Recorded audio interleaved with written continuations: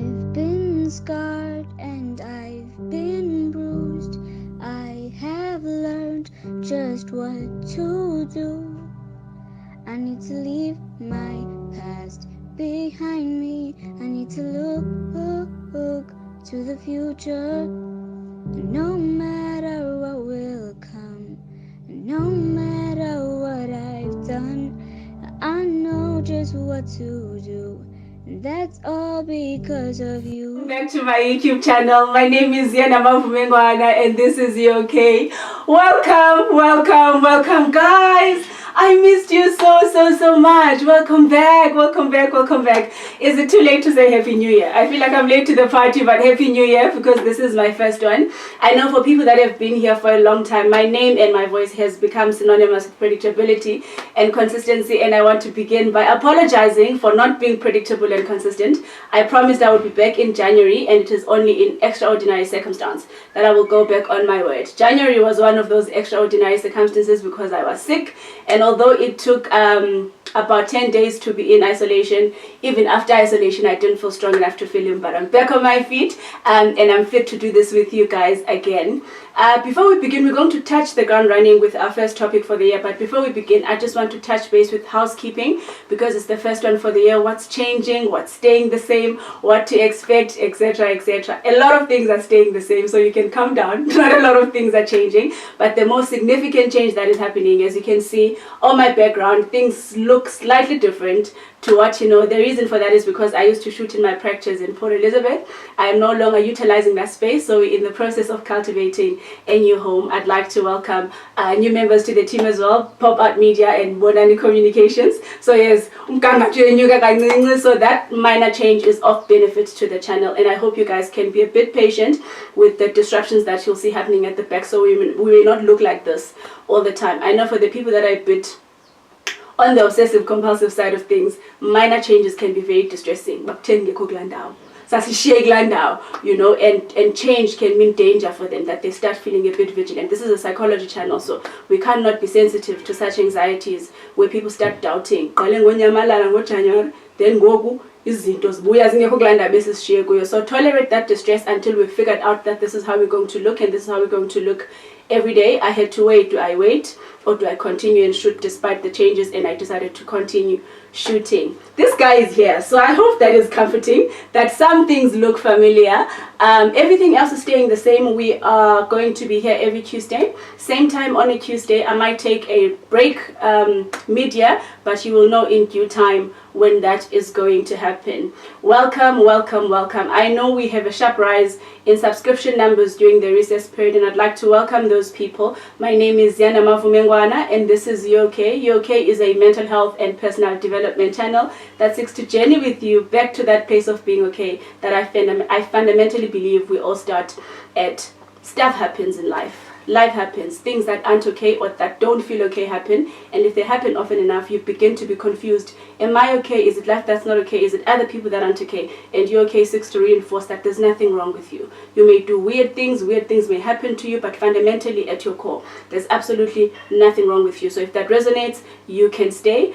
Give us a chance a couple of times to see if you want to subscribe, and to my resident subscribers, welcome home. The first topic for today is hindsight bias. So we're starting with a bit of a heavy one, because and we don't shy away from talking about difficult things. And I want to talk about hindsight bias because it's such a limitation when it comes to people that are trying to forgive themselves. Hindsight bias is that phenomena where we, in hindsight, we perceive things to have been a bit more obvious than what they actually were. You know, this happens, and when you finally have a bad outcome, you feel like you should have always known that it was going to be bad. You should have always known that this is a bad idea. We all fall victim to hindsight bias, where we overestimate our ability to predict an outcome. This happens so often for people that cause an accident, where they feel like we are yazed by sharp kevlar, or for people that are in abusive relationships, so you feel like first they raised their voice, then they threatened you with a push, then they shoved you around, then the one day where they finally fire a bullet towards you.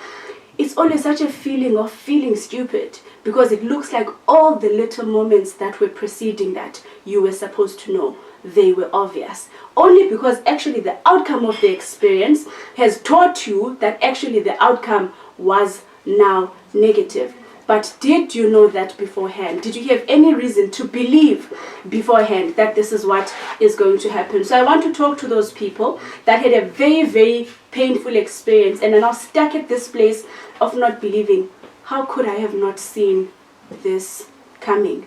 How can something so obvious miss me? This happens in terms of disease. When people pick up an infection and they're like, what did you think was going to happen when you were eating so much sugar? What did you think was going to happen if you're having unprotected sex? Pregnancies happen from this. But I want to talk to those people that the experience taught you better. That's why you feel like, I should have known better. There's a big difference between a longing to have known better and blame for feeling stupid that you didn't know better. And I want us to begin talking to ourselves in a self-forgiveness chat to say, I wish I had known better. I am grieving for a reality where I potentially made a different choice. I'm longing and grieving for that life I could have lived had things been different. I want to release everyone from the shackles of blame and the shackles of self-hate, of thinking, you're so stupid. This is obvious. You shouldn't have. Of course you shouldn't have. But you only know that now because you went ahead and it backfired and the experience taught you that younger lendo, it'd be a bad idea. Someone who's raising a voice at you, this is insufficient data to terminate a relationship. But if someone who yelled at you and then later on they hit you, then you know even the yelling of the voice was a red flag that they are capable of hitting me. But the voice alone, that's not sufficient to hate you, to say you're stupid for not having left at the shouting. Those are the people that I want to talk to. Those are the people that I want to talk about. Because we're not going to proceed, guys, if you're not going to have a one-on-one with yourself to say, you're smart, you're cautious, you're planful, but none of those things mean you're perfect. None of those things mean you're perfect. So to the people that stayed longer in their abusive relationships, to the people that picked up the STD, to the people that sustained the unwanted pregnancy, to the people that feel like, why didn't I scream hard enough in the rape? Why didn't I run fast enough?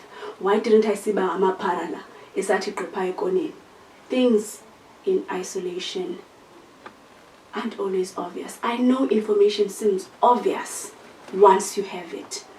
But we've got to get to a place of being able to differentiate when you are longing for I wish I knew better, as opposed to blaming yourself for thinking you should have known better. Known better how? How are you supposed to know better exactly? Looking at the data that was on the table at the time, was there comprehensive evidence that made you believe with conviction that you should make a different outcome than the one you made? You made the best choice with what you knew. You know better now because the negative experience taught you better. Sadly, the agony and helplessness comes from the fact that you can't actually go back. I can't help you there. I can't make you go back and fix it.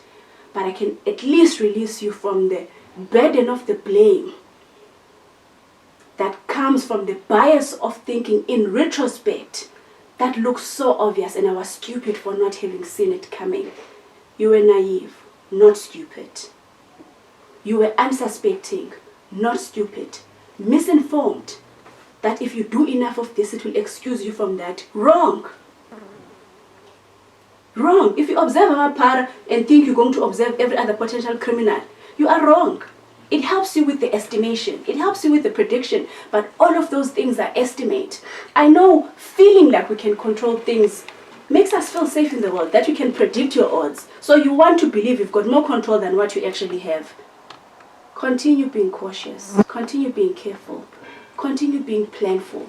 And none of those things will at any given stage mean you are perfect.